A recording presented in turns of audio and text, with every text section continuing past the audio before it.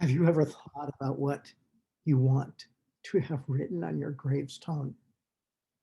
When I turned 60 a couple of years ago, I began to ponder whether or not I have and will be leaving a legacy for those whom I will leave behind. That is assuming that I pass away before Jesus comes. And then when I turned 61, a year after that, I began to think even more about whether or not my life has been significant. When I turned 62, during this year in January, I began to think even more and more about how I could be nearing the end of my life without even my realizing it. No, I'm not planning to depart anytime soon. But as I ponder my life and its significance, particularly in contrast to some of my relatives that have gone before me, it makes me wonder more and more whether or not I've really directed my passions correctly, energetically, fervently, even significantly towards what is really important. My dad's mother lived only till she was 72 years of age. My dad himself lived only to 72 years of age. Here I am at 62 years of age.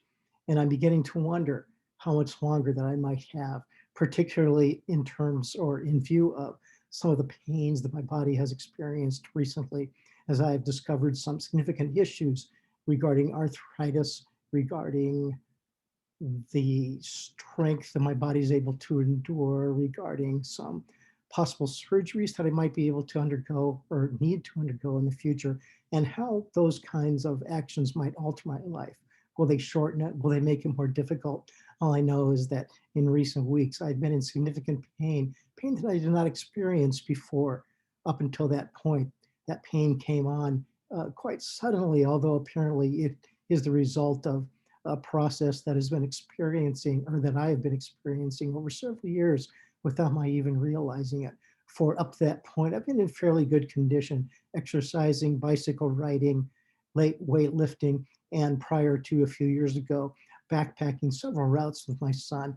Not in the most excellent shape, but definitely not in the worst shape either, particularly in comparison to most people. But as I have reflected on my own life, and now, as I look at Psalms such as Psalm 61, I begin to realize that how far I really need to go in terms of directing my passions to what is really important. And so, what I try to share here about Psalm 61, I present first in a series of concentric circles, which try to capture some of the themes that interact and overlap with each other. You can take time later beyond this reflection in order to look at these concentric circles to see if they have any relevance or connection to how you yourself might view Psalm 61. And so, what I've done on in this particular depiction of the psalm is something I've done in the past with at least one other, maybe a couple of others. On the left-hand side is the psalm, and you can see the various highlights that I have included in the psalm. On the right-hand side, you can see some of the ideas, the themes that interact with each other through the psalm. You can see three petitions highlighted in yellow in this psalm. You can see three struggles that I've tried to call attention to, highlighted in green. And then you can see three foundations upon which the entire psalm is based, highlighted in gray. I'm not going to read all of these. You can take the time yourself to read them. But note how the various themes interact with each other, how they cross each other, how together they convey a longing, a passion that David or the writer in David's behalf experienced in wanting the coming king, the eternal king, to rule. What the writer longs for in this psalm, we see being fulfilled in passages such as John 1:14, excuse me. The word became flesh, that is Jesus Christ, the King, the Messiah, and made his dwelling among us. We have seen his glory, the glory of the one and only Son who came from the Father, full of grace and truth. As you look through this psalm and as I scroll up and down through it, do you notice anything within the words that capture your own passions? I would venture to say that not many of us long for this kind of rule, this kind of power, this kind of exhaustive judgment and mercy that this writer longs for in the coming king.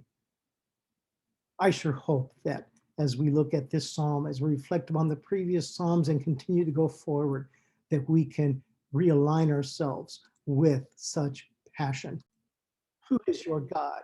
Who is your refuge? Who is your strength? What kind of memory do you want others to have of you if you should be called to leave this earth today, tomorrow, the next day? What would you like to have written on your gravestone?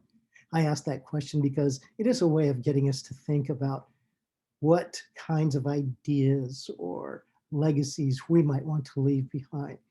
Are they legacies of our own passions and desires, seeking our own dreams and fulfillment? Or are they legacies of wanting to know Christ, wanting to see his rule, wanting to see the Messiah rule and be praised forever and ever?